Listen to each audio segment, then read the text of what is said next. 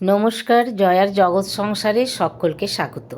আজকে আমার রান্নাঘরে আমি পাবদা মাছের ঝাল দেয়া রান্না করলাম, আর সেই রান্নাটি সকল বন্ধুদের শেয়ার করছি। পাবদা মাছগুলোকে ভালো করে ধুয়ে নিয়ে লবণ আর হলুদ মাখিয়ে নিলাম, তারপরে সর্ষের তেল দিয়ে সেগুলো বেশ একটু করে ভেজে নিলাম।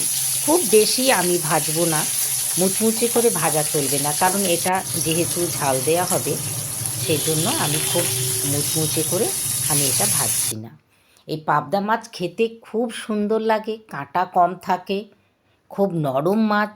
এটা বেগুন দিয়েও খুব ভালো ঝোল হয়, অন্যদিন আমি বেগুন দিয়েও বানাবো, সেই রেসিপিটিও সম্ভব হলে শেয়ার অবশ্যই করব।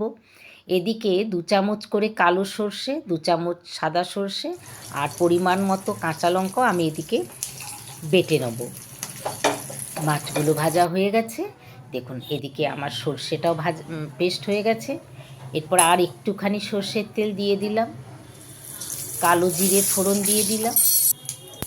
তারপরে কালো জিরেগুলো যখন একটু ভালো গন্ধ উঠবে তখন পেস্ট করে রাখা 2 রকম সর্ষে আর কাঁচা লঙ্কা যেটা বেটেছি সেটা কিন্তু দিয়ে দিলাম, এবং এটা কাঁচা গন্ধটা যতক্ষণ না পর্যন্ত যায় ততক্ষণ কিন্তু আমি এটা নেড়ে নেব। এর একটা আলাদা রকম টেস্ট, আবার কাঁচা সর্ষে ওপর থেকে ঢেলে দিলে তার একটা আলাদা রকম টেস্ট।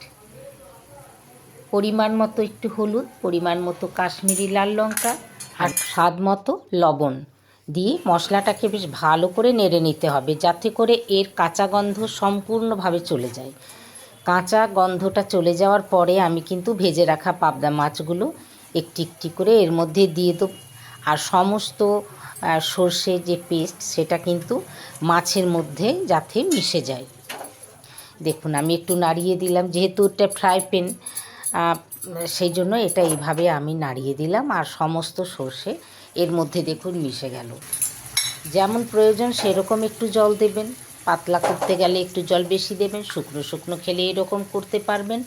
গরম ভাতে অসাধারণ লাগবে, আর ওপর থেকে কাঁচা সর্ষের তেল অবশ্যই দেবেন।